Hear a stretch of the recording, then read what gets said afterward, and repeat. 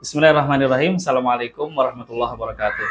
Alhamdulillah wassalatu wassalamu ala rasulillah. Jadi gini, kita seringkali mengeluhkan sesuatu masalah dalam hidup kita, kemudian kita berdoa kepada Allah agar masalah itu diselesaikan, tapi ternyata kita merasa nggak puas. Kenapa tidak puas? Karena masalahnya tampaknya nggak selesai, tampaknya. Misalnya hutang pengen lunas, tapi ternyata setelah berdoa hutang juga belum kunjung lunas. Atau berdoa kepada Allah agar diterima di kampus tertentu, di universitas tertentu, tapi ternyata nyatanya tidak seperti yang kita inginkan. Jadi sebenarnya bagaimana doa itu berproses? Yang pertama, doa adalah bagian daripada ibadah. Ya, Allah Subhanahu wa taala memerintahkan kita untuk berdoa. Ud'uuni astajib lakum. Berdoalah kepadaku, aku akan ijabah. Itu kata Allah. Tapi terus mungkin kita melihat fenomena, kenapa saya minta ini nggak dikasih sama Allah? Kenapa anak saya cancer tapi nggak sembuh sampai akhirnya meninggal? Berarti doa saya nggak diijabah. Nah, bagaimana? Saya akan berikan contoh ya. Ini terjadi di zaman Nabi sebagai bentuk pendekatan agar kita paham bagaimana doa itu berproses. Di zaman Nabi Shallallahu Alaihi Wasallam pernah bersabda di hadapan para sahabat, ya, ada 3 orang di zaman dahulu, 3 orang, ya mereka safar. Ya, zaman dulu kan nggak ada rest area, jadi ketika mereka lelah, mereka harus beristirahat. Istirahatnya di mana? Agar terhindar dari panas, hujan, dan nggak kedinginan gitu kan. Maka pada waktu itu mereka masuk ke dalam sebuah gua untuk istirahat. Nah, ternyata di atas gua itu nggak lama mereka beristirahat, ada sebuah batu besar yang bongkahannya itu menggelinding, jatuhnya tepat di mulut gua, sehingga disebutkan dalam hadis itu fasaddat alaihimul ghar, sampai nutupin pintu gua. Faqalu innahu la yunjikum min hadhihi sakhra illa an tad'ullaha bisalihi a'malikum. Sampai salah seorang di antara mereka itu bilang seperti ini, kita nggak akan mungkin bisa selamat kecuali kita harus berdoa kepada Allah dan menyebutkan dalam doa itu amalan soleh andalan apa yang pernah kita lakukan di masa lalu. Menunjukkan gambaran bahwa kalau mereka ini sudah berusaha dorong nggak kuat, ya kan? Sehingga dikatakan la yunjikum min hadhihi sakhra illa an tad'ullah. Kalian nggak akan bisa selamat kecuali doa sama Allah, karena usaha manusia udah nggak mungkin. Mau teriak udah nggak ada yang dengar. Dan kalau kondisi ini berlarut-larut, nggak ada makanan masuk, ya nggak ada orang dengar yang membantu membuka gerbang itu atau batu itu, mereka akan mati dalam gua tersebut. Maka jalannya mereka meminta kepada Allah dengan berdoa. Apa yang diminta ketika itu? Pasti mintanya sama. Mereka bertiga ini, orang-orang soleh ini, minta kepada Allah agar pintunya dibuka, gitu kan? Sehingga mereka bisa keluar, bisa melanjutkan perjalanan, melanjutkan hidup, dan seterusnya. Lalu orang yang pertama mengangkat tangan berdoa. Dia mengangkat tangan berdoa, Allahumma kana li abawani syaikhani kabiran. Ya Allah, saya punya 2 orang tua yang sudah tua, sepuh. Ya, wa kuntu la aghbiqu qablahum ahlan wala malan, dan saya tidak pernah ya mendahulukan susu sore mereka. Jadi orang dulu ada kebiasaan ya, anaknya itu merah susu kemudian kasih ke orang tua, ya minumnya biasanya sore gitu. Nah, orang yang berdoa ini punya anak juga, punya keluarga juga, tapi susu yang hasil perahannya nggak pernah didahulukan untuk keluarga mereka. Jadi pertama kali sampai rumah yang dikasih adalah kedua orang tuanya, sebagai bentuk bakti. Hingga suatu masa terjadi kebiasaan itu, dia fana abi fi talabi syai'in yauman. Suatu hari saya ada hajat yang jauh. Di lafadz yang lain, fana abi fi talabi syajarin yauman. Saya harus ngarit, cari pohon yang jauh, ya ke tempat yang jauh. Sehingga karena jauh perjalanannya panjang, dia sampai rumah udah malam. Apa yang terjadi? Susu yang sudah disiapkan untuk orang tua ini, ketika sampai rumah, fawajatuhuma naimain. Ternyata kedua bapak ibunya ini sudah tidur. Wa karitu an aghbiqa qablahuma ahlan wala malan falabithu wal qadhu ala yadayya antadhiru istiqadhahuma. Kemudian saya segen, saya kasihan kalau bangunin beliau berdua ini dari tidurnya. Akhirnya susunya saya pegang sampai beliau bangun. Dan ternyata bangunnya kapan? Bangunnya adalah hatta barakal fajru, sampai fajar, sampai subuh baru bangun. Berapa jam itu kan? capek juga letih ya. Tapi itu dilakukan semata-mata agar orang tuanya ridho, ikram kepada orang tua, ihtiram, menghormati orang tua melebihi keluarganya sendiri. Kemudian ketika keduanya bangun, fastaiqadha fasyariba ghabuqahuma. Ketika bapak ibunya bangun, ya disuguhkanlah susu tadi. Nah, atas kebaikan itu, kebaikan yang tidak mudah, nyari susu setiap hari ya jauh dia ngopainin atau merawat ternaknya ini setiap hari sampai sore merah susu dan kebiasaan itu terus menerus. Itu nggak mudah. Kemudian dimintakan kepada Allah, Allahumma ya, in kuntu fa'altu dzalika ibtigha'a wajhik fafarrij 'anna ma nahnu fihi. Ya Allah, kalau amal itu yang dulu aku lakukan itu benar-benar ikhlas karenamu ya Allah, maka lepaskanlah kami dari musibah ini. Maksudnya apa? Bukalah pintu gua ini dari bongkahan batu besar ini. Apa yang terjadi? Allah mengijabah doanya. Tapi tidak seperti yang Anda bayangkan. Tidak kemudian terbuka lebar, enggak. Fanfarajat syai'an. Terbuka tapi dikit. Sehingga apa? La yastati'unal khuruj. Mereka udah seneng terbuka, tapi nggak bisa keluar. Ibaratnya apa? Ngebukanya masih dikit. Ya, doanya sudah ikhlas, yakin, amalannya juga nggak gampang. Amalannya udah serius, menghormati orang tua, menyayangi mereka, rutin ngasih susu. Itu nggak gampang dan lama. Karena kondisi orang tuanya dalam hadis ini disebutkan apa? Sudah tua. Ya, Anda tahu merawat orang tua itu tidak mudah, perlu kesabaran. Ya, itu disebutkan dalam doa, doanya ikhlas, Allah buka kasih solusi. Diharapkan terbuka semua, tapi terbukanya apa? Sedikit. Kemudian orang yang kedua, nah, hikmahnya orang yang kedua doa lagi. Ya, dia mengatakan, Allahumma kanat li bintu am kanat ahabbun nasi ilai. Ya Allah, saya punya cita-cita dulu ya. Saya senang sama anak paman saya. Orang yang paling saya cintai ya, orang yang paling saya sukai gitu kan. Fa'aradtuha an nafsiha famtana'at minni. Dulu saya pernah maju ngelamar tapi dia nolak saya. Padahal dia wanita yang paling dicintai. Sampai suatu waktu faja'atni fa'ataituha 20 wa mi'ah dinar. Hatta alamat biha sanatun minas sinin. Sampai suatu hari terjadi paceklik ya. Fakir, dia tiba-tiba nggak punya uang. Faja'atni, kemudian waktu itu perempuan yang saya cintai itu datang ke saya. Kemudian karena dia minta bantuan, saya kasih 20 wa mi'ah dinar, 120 dinar. Yaitu kalau 1 dinar 2 juta berarti kurang lebih sekitar 240 juta. Bukan uang kecil, ya kan? Tapi ada syaratnya. Syaratnya apa? Ala an tukhalliya baini wa baina nafsiha. Mau mesum atau zina dengan si fulan ini.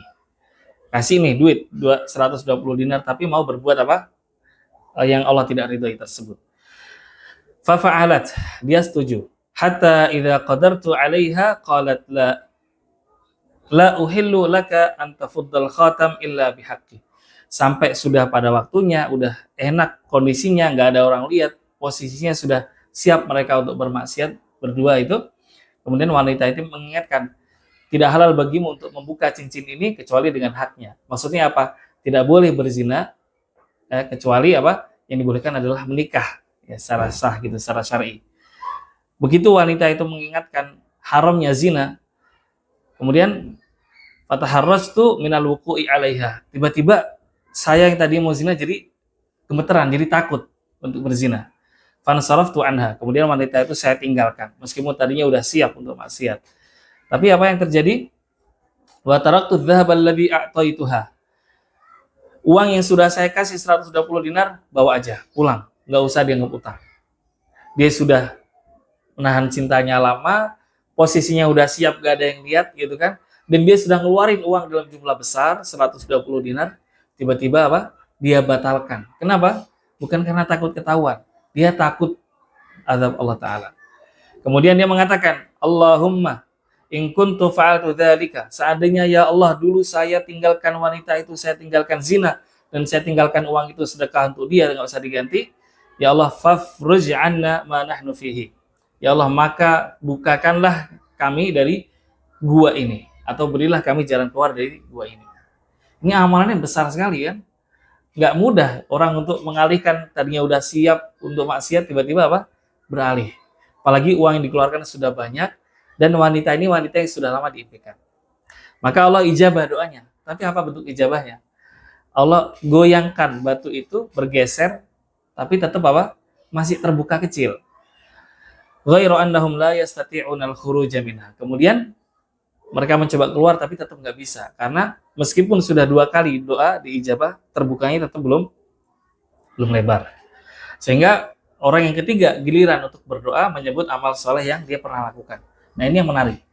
Dia pernah melakukan suatu amalan dalam bentuk ekonomi, investasi yang sangat besar. Ya, dia mengatakan, Allahumma inni sta'jartu ujara. Ya Allah, dulu saya pernah punya gawe besar. Saya sewa banyak pekerja. Fa'ataituhum ajrahum. Kemudian masing-masing tiba masa gajian, saya kasih gaji mereka satu persatu. Ghaira rajulin wahid. Kecuali satu karyawan. Waktunya gajian gak datang. Apa yang terjadi? Fataraka alladhi lahu wa dhahaba wa fathammartu ajrahu hatta kathurat minhul amwal. Waktunya gajian semua saya kasih gajinya, kecuali ada satu karyawan. Dia nggak ada kabar, gajinya nggak diambil, akhirnya uang yang satu-satunya gaji dia nggak saya makan juga gitu loh. Tapi apa yang terjadi? Saya investasikan. Tathammartu ajrahu. Saya kembangkan uang gajinya dia. Sebutlah kalau gaji sekarang UMR 3 juta, 4 juta, 2 juta. Ya, dimakan 2-3 hari sama bos habis. Tapi sama bosnya apa? Dia ingat Allah. Dia takut makan harta karyawan yang bukan haknya ini. Akhirnya apa? Diinvestasikan. Diinvestasikan dalam bentuk apa? Dijadikan dibeliin hewan ternak. Ternyata hewan itu berkembang biak, ya. Fakultu lahu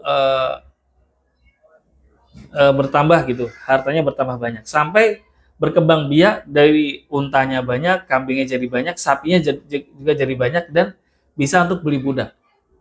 Jadi harta yang tadinya sekitar 2, 3, 4 juta tiba-tiba berubah jadi kambing yang banyak, unta banyak, sapi banyak, dan bisa beli budak. Apa yang terjadi? Lama nggak ada kabar, tiba-tiba orang ini datang. Faja'ani ba'da hinin. Dia datang nagih saya. Dia mengatakan, ya Abdullah, addi ilayya ajri. Mana uang saya dulu? Mana gaji saya dulu yang saya tinggalin, nggak saya ambil waktu dulu? Ternyata bosnya nggak lupa. Bosnya ini soleh, nggak lupa. Faqal, ya Abdullah, fakultu lahu, kullu ma tara min ajrika min al-ibili wal baqari wal ghanami war raqiq. Gaji yang dulu mestinya, udah sekali aja Sat, lagi syuting. Gaji yang dulu kamu terima itu sekarang sudah saya kembangkan, dan kamu lihat itu ada kambing, ada sapi, ada unta, itu semua punya kamu. Bosnya bilang gitu, karyawannya kaget. Lah, emang gaji saya berapa? Begitu kan ya. Kaget. Maka dia bereaksi, la tastahzi bi. Kamu jangan main-main sama saya. Jangan ngejek saya dong. Gaji saya berapa sih? Masa bisa beli unta sebanyak ini, kambing, sapi gitu kan. Kemudian dia mengatakan, inilah astahzi bik. Serius, saya nggak bercanda. Saya nggak lagi ngejek kamu. Ini serius, punya kamu semua. Ya, dari harta yang dulu kamu tinggalin, saya kembangkan jadi banyak segini. Maka apa? Karyawannya ini, wah, saking senangnya diambil semua.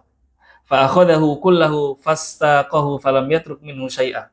Enggak ada yang disisain, enggak ada yang bilang, "Bos, makasih ya bos, ya ini setengah buat bos." Enggak ada. Semuanya diambil. Ya.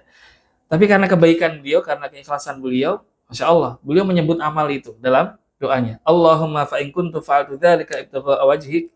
Ya Allah, kalau dulu saya lakukan ya investasi itu, saya rawat sampai jadi banyak, dan satu pun nggak ada yang saya ambil, semua dibawa dia. Seandainya dulu saya lakukan itu ya Allah karenamu, fafruj 'anna ma nahnu fihi. Ya Allah, maka keluarkanlah kami dari musibah ini, dari gua yang tertutup ini. Fanfarajatis sakhra fakharaju yamshun.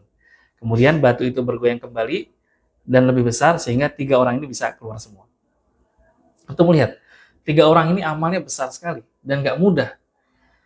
Ketika dia minta sama Allah, dia mintanya terbuka gitu kan. Tapi Allah bukannya apa? Sedikit. Apa yang terjadi? Allah Ta'ala mengijabah doa kita karena Allah tahu ada hikmah yang besar yang kita tidak tahu. Wallahu ya'lamu antum la ta'lamun. Allah tahu sedangkan kalian tidak tahu. Kalian taunya kalau diijabah itu berarti Allah cinta, kalau nggak diijabah berarti Allah nggak dengar. Bukan. Bahkan Rasulullah SAW melarang berdoa seperti itu. Rasulullah melarang, ya, yustajabu li ahadikum ma lam ya'jal. Dalam sebuah hadis, doa antum itu pasti diijabah selama nggak terburu-buru. Apa terburu-buru dalam doa? Seorang yang memvonis, yaqulul abdu da'autu wa lam yastajib li. Seorang yang memvonis dirinya sendiri dengan mengatakan, saya udah berdoa tapi tidak diijabah. Nggak boleh seperti itu. Karena apa? Itu bagian dari terburu-buru. Maka kalau antum berdoa agar masalah antum selesai, utangnya selesai, tapi ternyata masih ada utangnya, sebenarnya kita sedang berproses untuk ijabah doa itu, baik kita sadar atau kita tidak ketahui bagaimana Allah mewujudkan doa itu. Ya contoh, tahun 2023, kita berdoa nih di bulan Oktober ketika Israel menyerang Gaza. Kita berdoa umat Islam seluruh dunia, ya Allah tolonglah para mujahidin, tolonglah orang-orang Gaza, tolonglah orang Palestina. Tapi ternyata doa yang kita panjatkan itu hampir setiap hari, 6 bulan namanya perang nggak berhenti. Betapa banyak orang yang meninggal karena kelaparan, para pejuang yang meninggal, orang-orang sipil berjatuhan, sampai 30-an ribu orang meninggal. Apa Allah nggak mengijabah doa kita? Allah mengijabah doa kita. Doa kita nggak ada yang sia-sia. Contoh, ya Abu Ubaidah, juru bicara Al-Qassam mengumumkan pasukan para mujahid telah menghancurkan 1.200 tank baja milik Israel. Ya, tanknya aja satu unit itu 30 juta US dollar. Teknologinya tinggi. Kalau dipikir-pikir, kalau bukan karena pertolongan Allah, nggak mungkin ya senjata mujahid yang cuma kecil-kecil, yang media Israel bilang itu apa? Al-Abnariyah, cuma mercon-mercon aja, petasan-petasan, bisa ngalahkan Israel. Tapi kalau kita melihat perkembangan yang dilaporkan oleh juru bicara para mujahid, kita akan tahu doa kita nggak ada yang sia-sia. Kalau bukan karena pertolongan Allah, nggak mungkin satu orang cuma bawa roket kecil bisa menghancurkan sebuah tank mahal dan membunuh perwira di dalamnya. Perwiranya terlatih, senjatanya lengkap, tanknya lapis baja dengan kualitas sangat bagus. Ini adalah bukti ya Allah Ta'ala mengijabah doa kita, meskipun nggak seperti yang kita bayangkan. Kita menginginkan kalau kita udah doa sebulan selesai mujahid orang-orang Gaza menang. Tapi Allah berkehendak lain. Allah ingin agar tetap ada orang Gaza yang Allah pilih jadi syuhada, agar ada yang terluka mereka sabar sehingga mendapatkan pahala sabar. Ada orang yang berdoa terus-menerus sehingga mendapatkan pahala sabar berdoa, dan inilah keadilan Allah. Jadi pesannya adalah bulan Ramadan ini bulan doa. Ya Rasulullah Shallallahu Alaihi Wasallam mengatakan 3 golongan yang doanya tidak ditolak oleh Allah Ta'ala. Salah satunya adalah orang yang berpuasa sampai dia berbuka puasa. Jadi mari ikhwan akhwat yang dirahmati Allah Ta'ala, jadikan waktu puasa itu produktif. Banyak minta sama Allah. Pasti antum semua punya kebutuhan. Jujur aja, jangan curhat sama orang, mintalah sama Allah. Yang belum punya rumah, minta dikasih rumah sama Allah. Yang pengen kendaraannya bagus, minta sama Allah. Yang pengen anak-anaknya sekolahnya lancar, minta sama Allah. Inilah momennya dan inilah waktunya. Ud'ullaha wa antum muqinuna bil ijabah. Kata Rasulullah, berdoalah kepada Allah dalam keadaan antum yakin ya doa antum diijabah oleh Allah Ta'ala. Demikian, saya Al-Fakir Adnan Fairuz. Mohon maaf bila ada kekurangan. Subhanakallahumma bihamdika asyhadu an la ilaha illa anta astaghfiruka wa atubu ilaik. Assalamualaikum warahmatullahi wabarakatuh.